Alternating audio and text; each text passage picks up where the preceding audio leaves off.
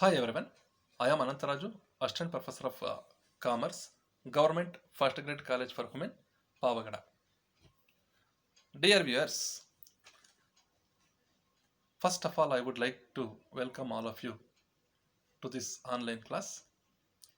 In this session, I am going to discuss with you about the accounting treatment for joint venture. This is the third unit of Financial Accounting 1 subject of first sem BCom of Tumpur University.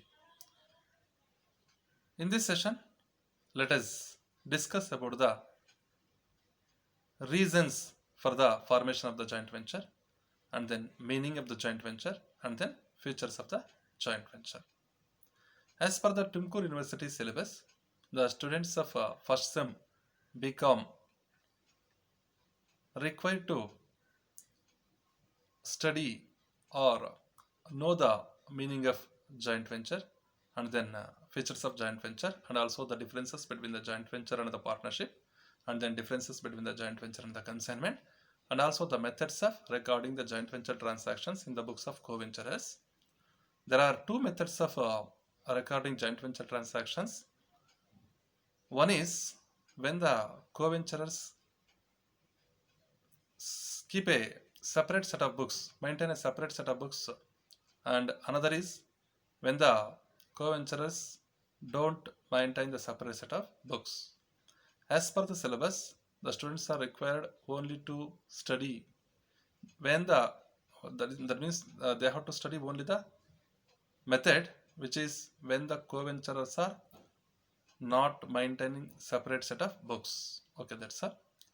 Okay, in this session, let me tell you why the joint ventures are formed, why the joint ventures are created.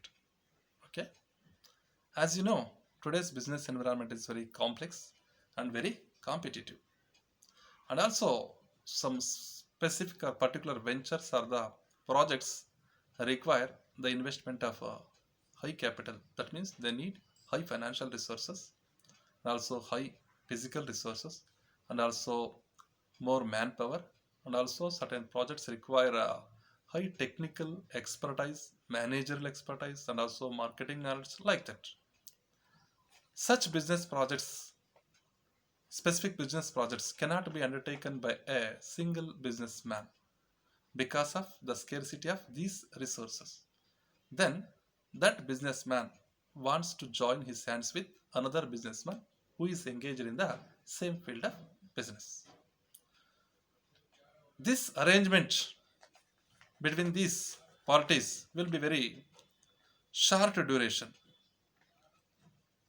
This arrangement will come to an end after the completion of that specific or the particular venture, project, or the business activity.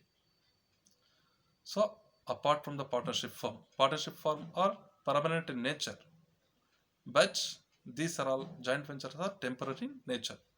Okay, let us discuss the differences between the joint venture and the partnership firm in the next session. In this session, just let us discuss about the meaning and the features of joint venture. As you know, there are main reasons for the formation of joint venture because of the scarcity of resources such as financial resources, other physical resources, manpower, and also the technical expertise, managerial expertise, marketing knowledge, and also the desire to share the risk of the joint venture with the other businessman, and also the desire to access to get to, that is to get into the access with the new markets. These are all the main reasons why the joint ventures are formed or created. Okay, ಇಲ್ಲಿ ಕೆಲವೊಂದು ಪ್ರಾಜೆಕ್ಟ್ಗಳು, ಕೆಲವೊಂದು ವೆಂಚರ್ಗಳು ಹೆಚ್ಚಿನ ಹಣಕಾಸಿನ ಸಂಪನ್ಮೂಲಗಳನ್ನು ಬಯಸ್ತವೆ. ಆ ಒಂದು project ಅಥವಾ ವೆಂಚರ್ಸನ್ನು ಕೈಗೆತ್ತಿಕೊಳ್ಳಲು ಹೆಚ್ಚಿನ ಹಣಕಾಸಿನ ಸಂಪನ್ಮೂಲಗಳು, ಇತರೆ ಭೌತಿಕ ಸಂಪನ್ಮೂಲಗಳು ಹಾಗೂ ಹೆಚ್ಚಿನ ಒಂದು ಮಾನವ ಸಂಪನ್ಮೂಲ ಮತ್ತು ಹೆಚ್ಚಿನ ಒಂದು ಜ್ಞಾನ, ತಾಂತ್ರಿಕ ಜ್ಞಾನ ಆಗಿರ್ಬೋದು, ಅಥವಾ ಮಾರುಕಟ್ಟೆ ಜ್ಞಾನ ಆಗಿರ್ಬೋದು, ಮಾರಾಟ ಪ್ರಕ್ರಿಯೆ ಜ್ಞಾನ, ಅಥವಾ ಇತರೆ ಹಲವಾರು ಕಾರಣಗಳಿಂದ ಈ ಒಬ್ಬ ವ್ಯಕ್ತಿ, ಒಬ್ಬ ಉದ್ಯಮಿಗೆ ಕೆಲವೊಂದು ಪ್ರಾಜೆಕ್ಟ್ಗಳನ್ನು, ವಿಶೇಷವಾಗಿರ್ತಕ್ಕಂತಹ ಪ್ರಾಜೆಕ್ಟ್ಗಳನ್ನು ಕೈಗೆತ್ತಿಕೊಳ್ಳಲು ಸಾಧ್ಯ ಆಗೋದಿಲ್ಲ. ಅಂಥ ಸಂದರ್ಭದಲ್ಲಿ ಆ ಉದ್ಯಮಿ ಅಥವಾ ವ್ಯವಹಾರಸ್ಥ ಇನ್ನೊಬ್ಬ ವ್ಯವಹಾರ ಉದ್ಯಮಿಯೊಂದಿಗೆ ಸೇರಿ ಅಂತಹ ಒಂದು ಪ್ರಾಜೆಕ್ಟ್ ಅಥವಾ ವೆಂಚರ್ಗಳನ್ನು ಕೈಗೆತ್ತಿಕೊಳ್ಳಲು ಬಯಸುತ್ತಾನೆ. ಸೊ ಇದು ಒಂದು ಜಂಟಿ ಉದ್ಯಮ ಅಥವಾ ಜಾಯಿಂಟ್ ವೆಂಚರ್ ಒಂದು ಉಗಮಕ್ಕೆ ಕಾರಣ, ಅಥವಾ ಯಾಕೆ ಇವು ಜಂಟಿ ಉದ್ಯಮಗಳು ರಚಿಸಲ್ಪಡುತ್ತವೆ ಅನ್ನೋದಕ್ಕೆ ಇದೊಂದು ಕಾರಣ. ಮತ್ತು ಕೆಲವೊಂದು ಜಂಟಿ ಉದ್ಯಮಗಳಲ್ಲಿ ಅಥವಾ ಒಂದು ಪ್ರಾಜೆಕ್ಟ್ಸ್ಗಳು ಅತ್ಯಂತ ಹೆಚ್ಚಿನ ನಷ್ಟ ಭಯವನ್ನು ಹೊಂದಿರುತ್ತವೆ. ಸೊ ಅಂತಹ ಸಂದರ್ಭದಲ್ಲಿ ಒಬ್ಬ ಉದ್ಯಮಿ ಎಲ್ಲ ನಷ್ಟ ಭಯವನ್ನು ತಾನೇ ಎದುರಿಸಲು ಸಿದ್ಧನಿರುವುದಿಲ್ಲ. ಆದ ಕಾರಣ ಅವನು he wants to share the risk with another businessman. So in that case also the joint ventures will be formed. And also ಕೆಲವೊಂದು ಸಂದರ್ಭದಲ್ಲಿ ಹೊಸ ಮಾರುಕಟ್ಟೆಗಳನ್ನು ಪ್ರವೇಶಿಸಲು ಮತ್ತು ಜ್ಞಾನದ ಅಭಾವದಿಂದ ಈ ಎಲ್ಲ ಕಾರಣಗಳಿಂದ ಈ ಜಂಟಿ ಉದ್ಯಮ ಸಂಸ್ಥೆಗಳು ರಚಿಸಲ್ಪಡುತ್ತವೆ. Okay, let me know the meaning of joint venture. Joint venture is an association of two or more parties, two or more persons for the purpose of execution of a specific project or venture or a business activity. So association of two or more persons or the parties for the execution of a particular or a specific venture or a project or a business activity. This arrangement is temporary in nature and it will come to an end after the completion of that specific venture, project or the business activity. It will not be permanent in nature. The parties to the joint venture, that means the persons or the parties who undertake the business of joint venture are called as co-venturers or the joint venturers ಅಂತ ಕರಿತೀವಿ. These co-venturers are the joint venturers share the profit or loss of that joint venture in an agreed proportion if there is any agreement. If there is no agreement with regard to the profit or loss sharing ratio, the profit or loss of the joint venture will be shared equally among the co-venturers. So this is the meaning of the joint venture. ಜಂಟಿ ಉದ್ಯಮ ಅಂತಂದ್ರೆ ಏನಪ್ಪ ಅಂತಂದ್ರೆ, so ಇಬ್ಬರು ಅಥವಾ ಹೆಚ್ಚಿನ ಪಕ್ಷಗಾರರು ಅಥವಾ ವ್ಯಕ್ತಿಗಳು ಸೊ ಜೊತೆಯಾಗಿ ಒಂದು ಉದ್ಯಮವನ್ನು, ಒಂದು ವಿಶಿಷ್ಟವಾಗಿರ್ತಕ್ಕಂಥ ನಿರ್ದಿಷ್ಟವಾಗಿರ್ತಕ್ಕಂಥ ಒಂದು ವೆಂಚರನ್ನು ಕೈಗೆತ್ತಿಕೊಳ್ತಕ್ಕಂಥದ್ದು. ಆ ಒಂದು ಜಂಟಿ ಉದ್ಯಮದಿಂದ ಬಂದಿರತಕ್ಕಂತಹ ಲಾಭವನ್ನು ಅವರು ಈಗಾಗಲೇ ಒಂದು ಒಪ್ಪಿತವಾಗಿರತಕ್ಕಂತಹ ಒಂದು ಒಪ್ಪಂದ, ಒಂದು ಈಗಾಗಲೇ ಪೂರ್ವ ನಿರ್ಧರಿತವಾಗಿರ್ತಕ್ಕಂತಹ ಒಂದು ಅನುಪಾತದಲ್ಲಿ ಲಾಭ ಅಥವಾ ನಷ್ಟವನ್ನು ಹಂಚಿಕೊಳ್ತಾರೆ. ಅಲ್ಲಿ ಯಾವುದೇ ರೀತಿಯಾಗಿರ್ತಕ್ಕಂಥ ಒಂದು ಒಪ್ಪಂದ, ಲಾಭ ಅಥವಾ ನಷ್ಟ ಹಂಚಿಕೆ ಬಗ್ಗೆ ಒಪ್ಪಂದ ಇಲ್ಲದೇ ಇದ್ದ ಪಕ್ಷದಲ್ಲಿ ಆ ಲಾಭ ಅಥವಾ ನಷ್ಟವನ್ನು ಸಮ ಪ್ರಮಾಣದಲ್ಲಿ ಹಂಚಿಕೊಳ್ಳುತ್ತಾರೆ. ಸೊ ಈ ಜಂಟಿ ಉದ್ಯಮದಲ್ಲಿ ತೊಡಗಿಕೊಂಡಿರ್ತಕ್ಕಂತಹ ಉದ್ಯಮಗಳನ್ನು ಜಂಟಿ ಉದ್ಯಮಗಳು, ಕೋ-ವೆಂಚರರ್ಸ್ ಅಥವಾ ಜಾಯಿಂಟ್ ವೆಂಚರ್ಸ್ ಅಂತ ಕರಿತೀವಿ. Okay, let us know the features of joint venture. What are the features of joint venture? So as you know, in the meaning of the joint venture is temporary in nature. Joint venture is temporary in nature. It is not permanent in nature. Why? This is formed for a short duration. Joint venture is formed for a short duration. It is created for short duration. That means it is created for a specific project. After the completion of that specific project, the joint venture will come to an end. The joint venture will be terminated. This is the first feature of the joint venture.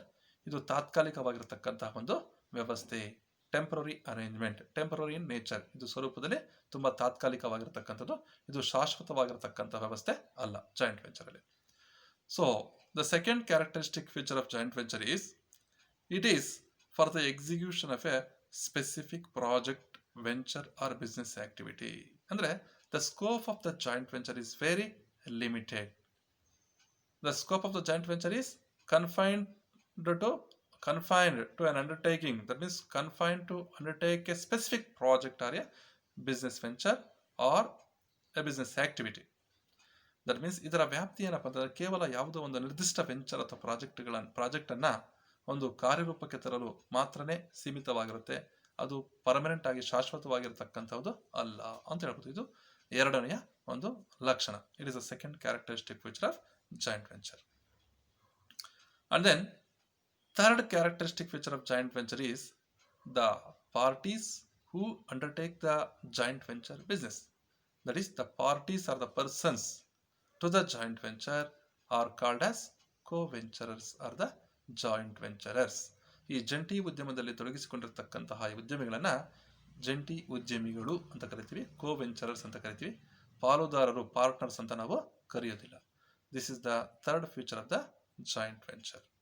And then the fourth feature of the joint venture is profit or loss out of this joint venture. Profit or loss of the joint venture will be shared among the co-venturers in an agreed proportion or ratio. The profit or loss of the joint venture will be shared among the co-venturers in an agreed proportion or the ratio. If there is no agreement with concern to the profit or loss sharing ratio, that will be shared among the co-venturers equally. So ಈ ಜಂಟಿ ಉದ್ಯಮದಿಂದ ಬಂದಿರತಕ್ಕಂತಹ ಲಾಭ ಅಥವಾ ನಷ್ಟವನ್ನು ಈ ಜಂಟಿ ಉದ್ಯಮಿಗಳು ಈಗಾಗಲೇ ಪೂರ್ವ ನಿರ್ಧರಿತ ಒಂದು ಒಪ್ಪಂದದ ಪ್ರಕಾರ ಹಂಚಿಕೊಳ್ಳುತ್ತಾರೆ. ಅಲ್ಲಿ ಯಾವುದೇ ರೀತಿಯಾಗಿರತಕ್ಕಂತಹ ಒಂದು ಒಪ್ಪಂದ, ಈ ಲಾಭ ನಷ್ಟ ಹಂಚಿಕೆಗೆ ಸಂಬಂಧಿಸಿದ ಹಾಗೆ ಒಂದು ಒಪ್ಪಂದ ಇಲ್ಲದೇ ಇರತಕ್ಕಂತಹ ಪಕ್ಷದಲ್ಲಿ ಅವರು ಸಮ ಪ್ರಮಾಣದಲ್ಲಿ ಆ ಲಾಭ ಅಥವಾ ನಷ್ಟವನ್ನು ಹಂಚಿಕೊಳ್ಳುತ್ತಾರೆ. This is the fourth characteristic of joint venture. And then the fifth characteristic feature of joint venture is the co-venturers contribute the funds to the joint venture. ಈ co-venturers ಜಂಟಿ ಉದ್ಯಮಕ್ಕೆ ಅವಶ್ಯಕವಾಗಿರತಕ್ಕಂತಹ ಸಂಪನ್ಮೂಲಗಳನ್ನು ತಮ್ಮ ಸ್ವಂತ ವ್ಯವಹಾರದಿಂದ ಒದಗಿಸ್ತಾರೆ ಅಥವಾ ತಮ್ಮ ಸ್ವಂತ ಕೈಯಿಂದ ಒದಗಿಸ್ತಾರೆ. That means they contribute the resources to the joint venture. The co-venturers contribute the funds or materials or the goods. So they may contribute the goods, materials or the funds, financial resources to the joint venture ಅಂತಾನೆ ಹೇಳ್ಬೋದು. So ಇಲ್ಲಿ ಜಂಟಿ ಉದ್ಯಮಕ್ಕೆ ಅವಶ್ಯಕವಾಗಿರತಕ್ಕಂತಹ ಹಣಕಾಸಿನ ಸಂಪನ್ಮೂಲಗಳನ್ನು, ಇತರೆ ಸಂಪನ್ಮೂಲಗಳನ್ನು, ಸರಕುಗಳನ್ನು, ಮೆಟೀರಿಯಲ್ಸನ್ನು ಇವರೆಲ್ಲರೂ ಒದಗಿಸ್ತಾರೆ. ಅದರಲ್ಲಿ ತೊಡಗಿಸಿಕೊಂಡಿರ್ತಕ್ಕಂತಹ ಜಂಟಿ ಉದ್ಯಮಿಗಳು ತೊಡಗಿಸುತ್ತಾರೆ ಅಥವಾ ಅವರು ಕಾಂಟ್ರಿಬ್ಯೂಟ್ ಮಾಡ್ತಾರೆ. ಅದಕ್ಕೆ ಅವರು ಒಂದು ವ್ಯವಹಾರಕ್ಕೆ ಸಲ್ಲಿಸ್ತಾರೆ ನಿಧಿಗಳನ್ನು ಅಂತ ಹೇಳ್ಬೋದು. This is the fifth characteristic feature of business, ಇದು joint venture. And after that the sixth characteristic feature of joint venture is the profit or loss of the joint venture will be ascertained or calculated or computed after the completion of the project or the venture. ಸಾಮಾನ್ಯವಾಗಿ ಈ ಜಂಟಿ ಉದ್ಯಮದ ಲಾಭ ಅಥವಾ ನಷ್ಟವನ್ನು ಆ ಜಂಟಿ ಉದ್ಯಮದ ಒಂದು ವ್ಯವಹಾರ ಏನಿದೆ, ಪ್ರಾಜೆಕ್ಟ್ ಅಥವಾ ವೆಂಚರ್, ಅದು ಸಂಪೂರ್ಣವಾದ ನಂತರ ಲಾಭ ಅಥವಾ ನಷ್ಟವನ್ನು ಕ್ಯಾಲ್ಕುಲೇಟ್ ಮಾಡಲಾಗುತ್ತದೆ, ಲಾಭ ಅಥವಾ ನಷ್ಟವನ್ನು ಕಂಡುಹಿಡಿಯಲಾಗುತ್ತದೆ. ಇದು ಆನ್ಯುಯಲಿ ಕಂಡುಹಿಡಿಯೋದಕ್ಕೆ ಹೋಗೋದಿಲ್ಲ. ಯಾಕಪ್ಪ ಅಂತಂದರೆ after the completion of the project the profit or loss of the joint venture will be calculated or ascertained. The total revenues of the joint venture will be matched against with the total expenses of the joint venture. Then the profit or loss will be ascertained. So ಇಲ್ಲಿ next characteristic feature of joint venture ಏನಪ್ಪ ಅಂದರೆ joint venture May R may not have A firm name ಅಂತ ಇದೆ. ಈ ಜಂಟಿ ಉದ್ಯಮಕ್ಕೆ ತನ್ನದೇ ಆಗಿರತಕ್ಕಂಥ ಹೆಸರನ್ನು ಹೊಂದಿರಬಹುದು ಅಥವಾ ಹೊಂದದೆ ಅದೇ ರೀತಿಯಾಗಿ ಒಂದು ಕಾರ್ಯವನ್ನು ಅಥವಾ ಒಂದು ಕಾರ್ಯಚಟುವಟಿಕೆಗಳನ್ನು ಮಾಡಬಹುದು. ಫಾರ್ ಎಕ್ಸಾಂಪಲ್, ಈಗ ನಿಮಗೆ ಗೊತ್ತಿದೆ ಮಾರುತಿ ಸುಜುಕಿ, ಇದು ಒಂದು ಫೇಮಸ್ ಆಗಿರತಕ್ಕಂತಹ ಜಾಯಿಂಟ್ ವೆಂಚರ್. ಮಾರುತಿನೇ ಒಂದು company, Indian company. Suzuki company is the Japanese company. So Maruti Suzuki they form the joint venture. Maruti Suzuki ಅಂತ ಒಂದು ಕಾರ್ ಮ್ಯಾನುಫ್ಯಾಕ್ಚರಿಂಗ್ ಉದ್ದೇಶದಿಂದ ಮಾಡಿದ್ರು. ಸೊ ಇದರದೇ ಆಗಿರ್ತಕ್ಕಂತಹ ಒಂದು ಫರ್ಮ್ ನೇಮನ್ನು ಹೊಂದಿರಬಹುದು ಅಥವಾ ಹೊಂದಿದ ಸಮೇತ ಮಾಡಬಹುದು. ಅಂದರೆ ಇಲ್ಲಿ ಗಮನಿಸಬೇಕಾಗಿರ್ತಕ್ಕಂಥ ಮುಖ್ಯ ವಿಷಯ ಏನಪ್ಪ ಅಂತಂದರೆ co-venturers are free to carry on their own business along with the joint venture. ಇಲ್ಲಿ ಜಂಟಿ ಉದ್ಯಮಿಗಳು ಏನು ಮಾಡ್ತಾರಪ್ಪ ಅಂದರೆ ತಮ್ಮ ಮೂಲ ವ್ಯವಹಾರವನ್ನು, ಸೊ ಜಂಟಿ ಉದ್ಯಮದ ಜೊತೆಯಲ್ಲಿ ಮೂಲ ವ್ಯವಹಾರವನ್ನು ಪ್ರತ್ಯೇಕವಾಗಿ ಮಾಡ್ತಾ ಹೋಗ್ತಾರೆ ಅವರು. ಸೊ ಅವರು ಮೂಲ ವ್ಯವಹಾರವನ್ನು ಮಾಡಬಾರದು ಅಂತ ಯಾವುದೇ ರೀತಿಯಾಗಿರ್ತಕ್ಕಂಥ ಒಂದು ನಿಬಂಧನೆಗಳು ಅಥವಾ ಷರತ್ತುಗಳು ಇಲ್ಲ. ಮೂಲ ವ್ಯವಹಾರದೊಂದಿಗೆ ಜಂಟಿ ಉದ್ಯಮವನ್ನು ಪ್ರತ್ಯೇಕವಾಗಿ ಅವರು ಜಂಟಿ ಉದ್ಯಮವನ್ನು ಮಾಡ್ತಾ ಇರ್ತಾರೆ. ಸೊ ಇಲ್ಲಿ ಫರ್ಮ್ ನೇಮ್ ಒಂದು ಪ್ರತ್ಯೇಕವಾಗಿರ್ತಕ್ಕಂತಹ ಒಂದು ಜಂಟಿ ಉದ್ಯಮಕ್ಕೆ ಹೆಸರನ್ನ ಪಡಿಬಹುದು ಅಥವಾ ಹೆಸರನ್ನು ಪಡೆಯದೆ ಸೊ ಅವರು ಹಾಗೇನೆ ವ್ಯವಹಾರವನ್ನ ಮಾಡಬಹುದು. ಇದು ಒಂದು ಇನ್ನೊಂದು ಲಕ್ಷಣ, ಜಂಟಿ ಉದ್ಯಮದ ಒಂದು ಲಕ್ಷಣ. ಅಂಡ್ ದೆನ್ ಇಲ್ಲಿ ಇನ್ನೊಂದು ಏನಪ್ಪಾ ಅಂತಂದ್ರೆ ಕೋವೆಂಚರರ್ಸ್, ಈಗ ತಾನೇ ಹೇಳಿದೆ ಅದು, coventurers can carry on their own business along with joint venture business. ಇಲ್ಲಿ ಕೆಲವು ಸರಿ ಪಾಲುದಾರಿಕಾ ಸಂಸ್ಥೆಗಳಲ್ಲಿ ಪಾಲುದಾರಿಕಾ ಸಂಸ್ಥೆಯಲ್ಲಿ ಏನು ವ್ಯವಹಾರ ಮಾಡ್ತಾರೆ ಅದೇ ವ್ಯವಹಾರವನ್ನು ತಾವು ಸ್ವಂತವಾಗಿ ಮಾಡಬಾರದು, ಕಾಂಪೀಟಿಂಗ್ ಬಿಸ್ನೆಸ್ ಮಾಡಬಾರದು ಅಂತ ಇದೆ. ಆದರೆ ಜಾಯಿಂಟ್ ವೆಂಚರ್ ವ್ಯವಹಾರದಲ್ಲಿ ಆ ಥರದ ಒಂದು ನಿಬಂಧನೆಗಳು ಇಲ್ಲ, ಅದನ್ನು ಗಮನಿಸ್ಬೋದು. ಸೊ ಈ ವಿಷಯವನ್ನು ನಾವು ಮುಂದೆ differences between the joint venture and the partnership ಫರ್ಮಲ್ಲಿ ಅಭ್ಯಾಸ ಮಾಡೋಣ. ಸೊ ಇನ್ನೊಂದು ಕ್ಯಾರೆಕ್ಟರಿಸ್ಟಿಕ್ ಫೀಚರ್ ಆಫ್ ಅಂದರೆ the coventurers can be individuals, partnership firm or the companies. ಈ ಕೋವೆಂಚರಸ್ ಅಂತಕ್ಕಂಥವರು ಸೊ ವ್ಯಕ್ತಿಗಳಾಗಿರ್ಬೋದು ಅಥವಾ ಒಂದು ಪಾಲುದಾರಿಕಾ ಸಂಸ್ಥೆಗಳಾಗಿರ್ಬೋದು ಅಥವಾ ಕಂಪನಿಗಳು, ಜಂಟಿ ಒಂದು ಸಂಯುಕ್ತ ಸಂಸ್ಥೆಗಳಾಗಿರ್ಬೋದು, ಜಾಯಿಂಟ್ ಸ್ಟಾಕ್ ಕಂಪನೀಸ್ ಆಗಿರ್ಬೋದು. ಇವು ಯಾವ ಬೇಕಾದ್ರೂ ಒಂದು ಜಾಯಿಂಟ್ ವೆಂಚರ್ ಬಿಸ್ನೆಸ್ ಅನ್ನ ಅಂಡರ್ಟೇಕ್ ಮಾಡಬಹುದು ಅಂತ ಹೇಳ್ಬೋದು.